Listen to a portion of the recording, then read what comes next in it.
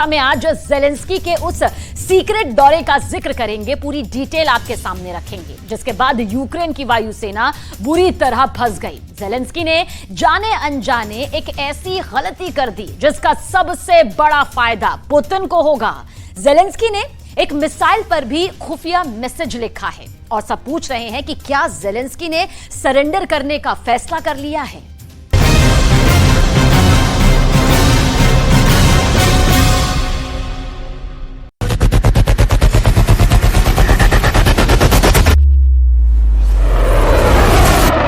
तीन मिनट के एक वीडियो में ज़ेलेंस्की ने अपनी पूरी ताकत दिखा दी है।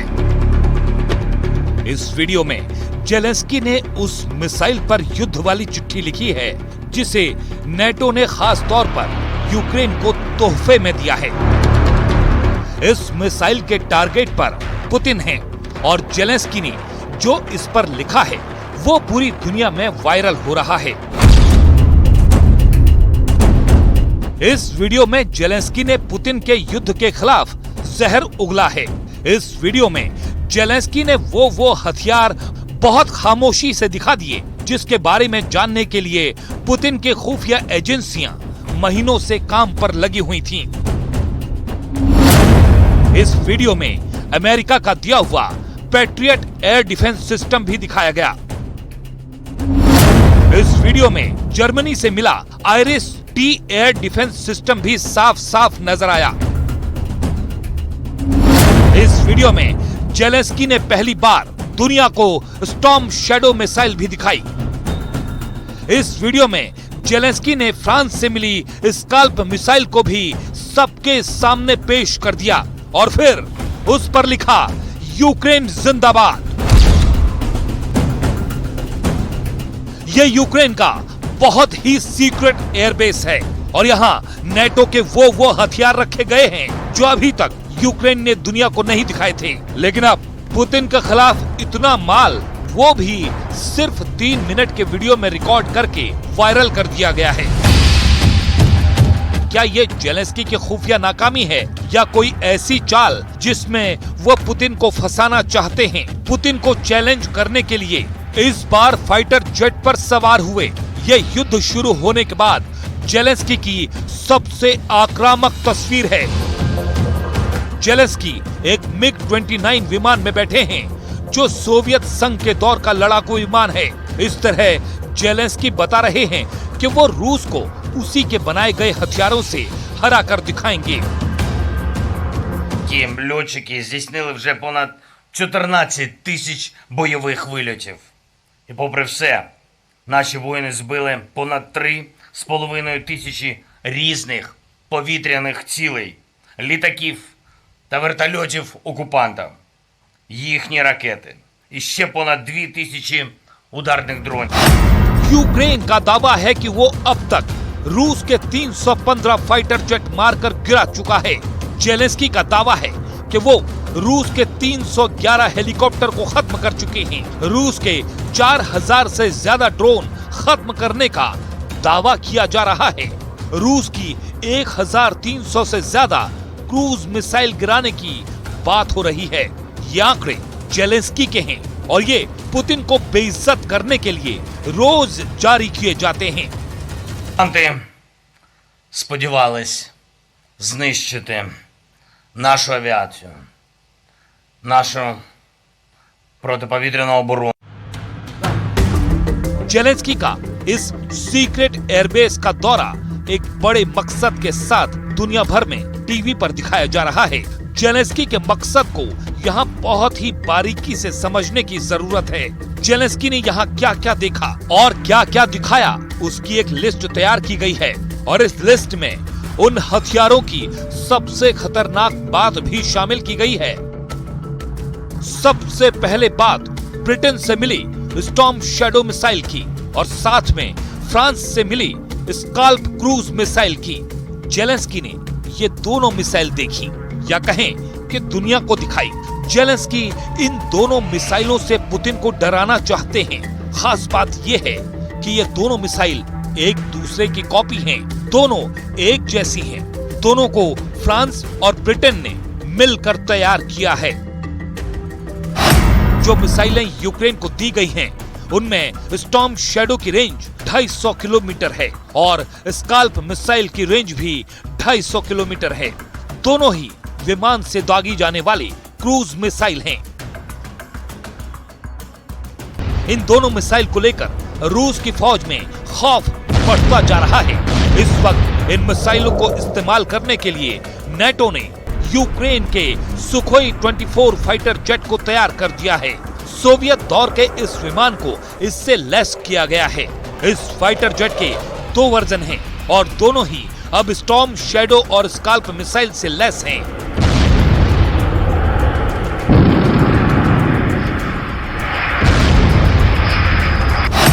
यूक्रेन का सुखोई 24 विमान टारगेट से 250 किलोमीटर दूर स्टॉर्म शैडो या फिर स्काल्प मिसाइल को लॉन्च करता है। उसके बाद ये मिसाइल अपने पहले से तय फ्लाइट पाथ पर उड़ते हुए टारगेट के करीब पहुंचती है और हमले से ऐन पहले ये दोनों मिसाइल एक ऊंचाई तक जाती हैं और फिर डाइव करके अपने टारगेट पर हिट करती हैं। यानी कि टारगेट से 250 किलोमीटर दूर रहकर यूक्रेन की एयरफोर्स रूस के ठिकानों पर वार करती है। ऐसा जेलेंस्की की एयरफोर्स अब लगातार कर रही है और जो नुकसान पुतिन को हो रहा है उसके वीडियो और तस्वीरें भी जारी की जा रही हैं। क्राइमिया सप्लाई लाइन पर जेलेंस्की की एयरफोर्स कैसे इन मिसाइलों से लगातार अटैक कर रही है, वो वाकई हैरान कर देने वाली बात है। इन मिसाइलों से क्राइमिया में चोनार ब्रिज पर हमला किया गया, हेनिचेस्क ब्रिज पर भी हमला हुआ। ये दोनों पुल रूस की सप्लाई लाइन का अहम हिस्सा हैं और यहाँ पर मिसाइल अटैक करके जेलेंस्की ने बताने की कोशिश की है कि रूस की सेना खुद को सुरक्षित न समझे। इन हथियारों की कुछ तस्वीरें जारी हुई हैं, जिससे समझा जा सकता है कि नेटो से मिली ये मिसाइलें कितना सटीक हमला करती हैं। इन हमलों की कुछ तस्वीरें जारी हुई हैं। ये हमले पुतिन को वाकई चिंता में डाल सकते हैं। तस्वीरें बता रही हैं कि क्राइमिया पर लगातार ऐसे हमले रूस को कमजोर करेंगे, इसमें कोई शक नहीं। स्टॉर्म शैडो और स्काल्प मिसाइल से अटैक करके जेलेंस्की क्राइमिया और खैरसोन के बीच का लिंक तोड़ना चाहते हैं। पुतिन क्राइमिया में कमजोर पड़े तो खैरसोन के पूर्वी हिस्से से भी उनको अपनी फौज को पीछे हटाना पड़ेगा। नदी के पार यानी खैरसोन का पश्चिमी हिस्सा तो उनसे पहले ही जेलेंस्की छीन चुके हैं। जेलेंस्की जिस एयरपोर्ट बेस गए वहाँ 2 बहुत ही खास एयर डिफेंस सिस्टम भी दुनिया ने पहली बार देखे। यूक्रेन की जमीन पर पैट्रियट और IRIS-T इन 2 एयर डिफेंस सिस्टम की ये पहली तस्वीरें हैं। दुनिया भर में मशहूर अमेरिका के पैट्रियट सिस्टम से पहले जर्मनी के IRIS-T के बारे में जानिए। IRIS-T यानी इंफ्रारेड इमेजिंग सिस्टम, जिसमें थ्रस्ट वेक्टर कंट्रोल है। ये एक ऐसी मिसाइल है जिसका एयर टू एयर वर्जन कई सालों से एक्टिव सर्विस में है, लेकिन अब इसका वो रूप जिसमें मिसाइल जमीन पर तैनात लॉन्चर से फायर की जाती है, वो जर्मनी का हॉट वेपन सिस्टम बन चुका है। IRIS-T मिसाइल सिस्टम 25 किलोमीटर की रेंज में 20,000 मीटर की ऊंचाई तक किसी भी आसमानी टारगेट को खत्म कर सकता है। ये मिसाइल सिस्टम यूक्रेन को इसलिए दिया गया है क्योंकि रूस अपनी बमबारी में जेलेंस्की के ज्यादातर एयर डिफेंस सिस्टम खत्म कर चुका है। यूक्रेन के पास खुद को रशियन एयरफोर्स से बचाने के लिए स्टिंगर के अलावा कोई खास हथियार नहीं बचा है। Але поки що систем ППО недостатньо, щоб повністю закрити все українське небо від Росії. Але ми всі працюємо над цим. Працюємо щоденно, постійно, щоб стало достатньо.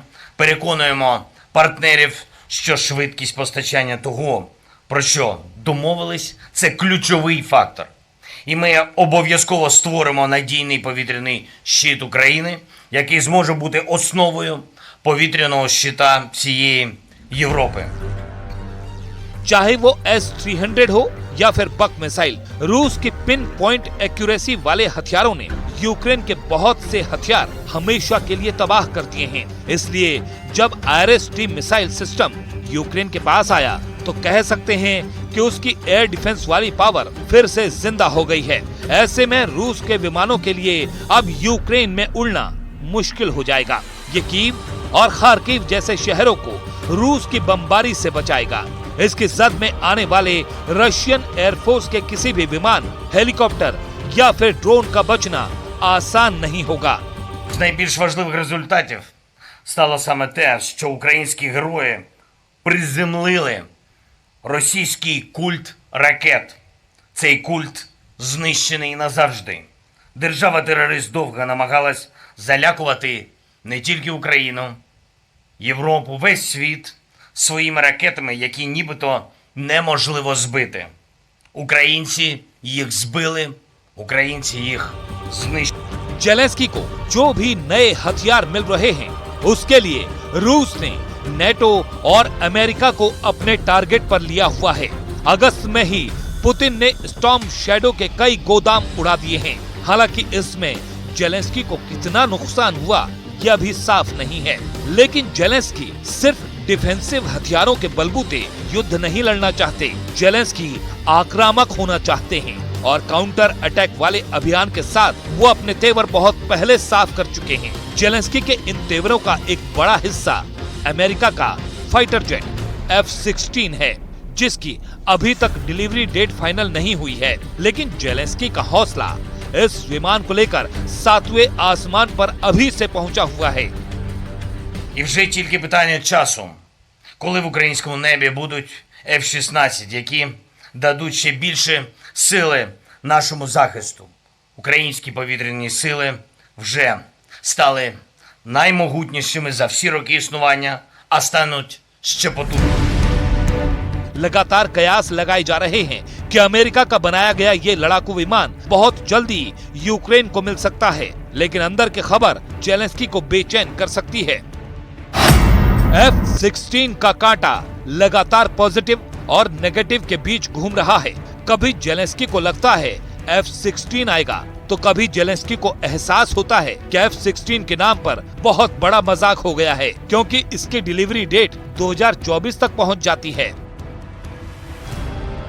ऐसे में F-16 के स्टेटस की सच्चाई क्या है, इसके कांटे पर पूरी दुनिया की नजर है। फिलहाल पुतिन और जेलेंस्की दोनों एक दूसरे को अगस्त के महीने में ज्यादा से ज्यादा नुकसान पहुंचाना चाहते हैं। पुतिन इसलिए भी जल्दी में हैं, क्योंकि काउंटर अटैक को कामयाब बनाने के लिए बाइडन और उनके साथियों ने अपने हथियार के गोदाम पूरी तरह खोल दिए हैं। और इस वक्त